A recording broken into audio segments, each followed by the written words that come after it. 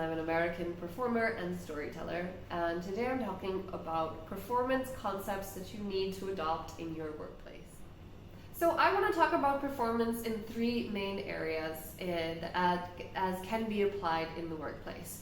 I'm going a little bit off the normal script of confidence in meetings, in giving presentations and meeting new clients, because we all know that the skills of performance and being able to be comfortable in front of people with people watching you are obviously applicable in any sense in the workplace, either within your own team or with new clients or your supervisors or the people beneath you or any of it. That giving presentations or communicating whatever in front of people, the skills of performance are applicable there. We'll take that as a given and we'll go a little bit beyond that.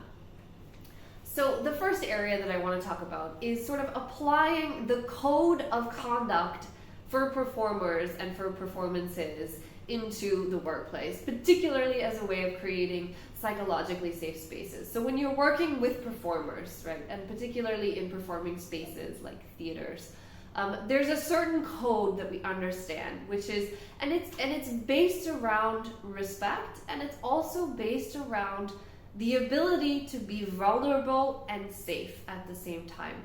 Being on stage is a very vulnerable thing, and yet it's also a very safe thing, because among performers we know that when you're on stage, there's an audience which is expecting and wanting to be entertained, but there's also your co-performers. There's the lights people who are helping you, the sound people, the whole theater is set up so that you can do your best on stage, and that space on stage is safe, and also the sense of how you express yourself.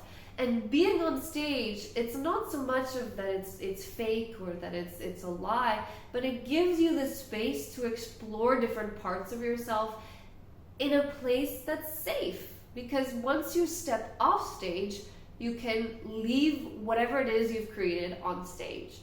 And so there's this kind of understanding that the stage is this very magical, charged space where you can be very open and free. It's not necessarily the same person that you are off stage.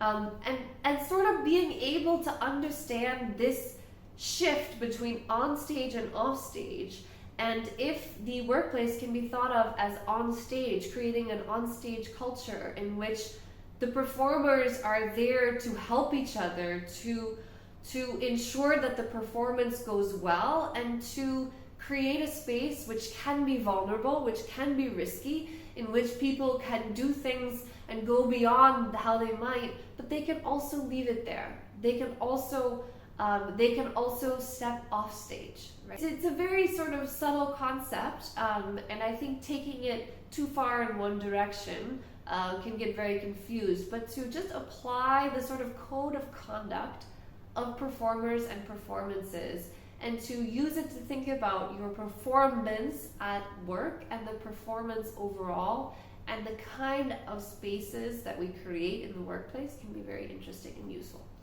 The second area that I want to talk about is obviously in creativity and innovation. Now, as performers, we have to be ready for anything. We have to be ready for the lights to go out, the sound to stop working. We have to be ready for people to not turn up at opening night. We have to be ready for anything and everything, for successes and failures. We have to be ready for a show to go great one night and then bomb the next night. And the resilience of the performer and the sort of ability to just roll with it, right? Especially in live performance. And to, what do you do when your stage partner forgets their lines? What do you do then? And what happens if you're singing and all of a sudden your sound cuts out? You can't stop the show and say, hey, can you fix my sound? You have to keep going. So this kind of the creativity and innovation that comes with the show must go on, and the ability to improvise and come up with things on the spot that performers have is a hugely beneficial a skill to have in the workplace. Number three, the third area that I want to talk about in terms of the theories and concepts of performance in the workplace is in presence and mindfulness. And this is a little bit connected to the first point around creating the onstage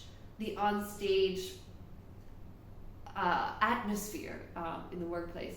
When you're on stage, you have to be present in every single moment. And when you're not present and mindful of being on stage, you don't give your best performances, and you also that's when things go wrong, or when you forget lines, or when you freeze or whatever. And so to think about how the presence that performance brings and the mindfulness that it brings, not just in the performance itself, but in the preparation for it, in the rehearsal for it, in all of the things that you do to be ready to be on stage, and the focus and concentration that it takes to be on stage and to be a performer, to take some of those skills and some of those ideas and theories and put them into the workplace can also be very interesting. So these are just a few ways that the theory of performance and concepts and the skills that we have as performers can be beneficial in the workplace. If you'd like to know more, please do reach out at my Gillian Rhodes on my LinkedIn, or on my website www.gillianrhodes.com, or via the email info@gillianrhodes.com. I'd be happy to talk to you about how my skills as a performer and a storyteller can be beneficial for your workplace. Thank you so much, and see you next time. Bye-bye.